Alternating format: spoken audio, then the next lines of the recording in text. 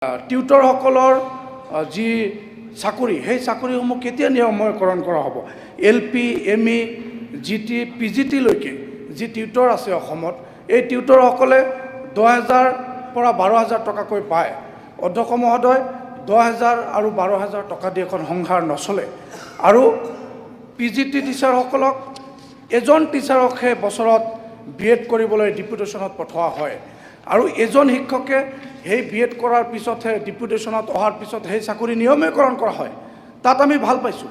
কিন্তু এনেকৈ যদি এজনকৈ নিয়মীকৰণ কৰা হয় তেতিয়াহ'লে বহুত সময় লাগি পৰিব। এনেকৈ হ'ব যে কিছুমান শিক্ষক আপোনাৰ অৱসৰ ল'ব লগা পৰিৱেশ হ'ব। মই NCERTক মই মন্ত্ৰী ডাঙৰীয়াক মই দৃষ্টি আকৰ্ষণ কৰিব খুজিছোঁ যে NCERTক লিখি পেলাই হ'লেও 6% টিউটৰসকলক বৃদ্ধি কৰি আছে। যদি PGT টিচাৰ্ছৰ দৰমহা আজিৰ তাৰিখত দৰমহা নহয়, কনচলিডেটেড পে বুলি ক'ব পাৰি, 18,900 টকা। 18,900 টকাই যদি মই ধৰোঁ 6%ত কিমান হয়? 1,000 টকা 1,500 টকা বাঢ়িব। এইটো এই মাননি বৃদ্ধিটোৱে এজন শিক্ষকৰ সংসাৰ নচলে। আৰু টিউটৰসকলক আচলতে আমি দেখা পাওঁ যে বিভিন্ন শিতানত আমি শিক্ষামন্ত্ৰীৰ কিছুমান ভাল পদক্ষেপ আমি দেখাও পাইছোঁ যে স্পেচিয়েল টেট অনুষ্ঠিত কৰে। স্পেচিয়েল টেট উইথ ৰিলেক্সেশ্যন দি পেলাই এই টিউটৰসকলক যদি আমি মকৰল কৰিব পাৰোঁ, তেখেতসকলক পাৰ্মানেণ্ট কৰিব পাৰোঁ।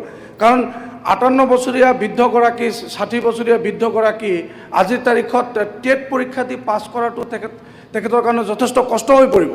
সেইকাৰণে টিউটৰসকলক যদি আপোনাৰ টেট উইথ ৰিলেক্সেশ্যন যদি কৰিব পৰা যায়, এনেকুৱা প্ৰভিজন লৈ পেলাই এটা এমেণ্ড কৰি পেলাই হ'লেও যদি কৰিব পৰা যায়, তেতিয়াহ'লে অসমৰ যিমান টিউটৰ আছে গোটেই সমূহ টিউটৰ তেখেতসকলে এটা পৰিত্ৰাণ পাব। আৰু services of teacher and reorganisation of educational institution amendment act 2025 এই আইনৰ আওতাত বিদ্যালয়সমূহৰ পৰা অনলাইন যোগে তেখেতসকলৰ সংশ্লিষ্ট বিদ্যালয়সমূহৰ পৰা আবেদন বিচৰা হৈছে।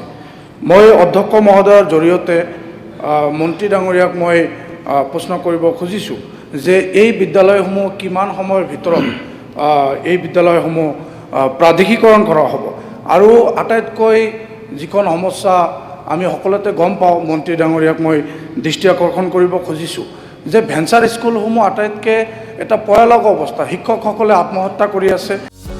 যিকোনো খবৰৰ বাবে যোগাযোগ কৰক আমাৰ এই নম্বৰত 9181 307 2221।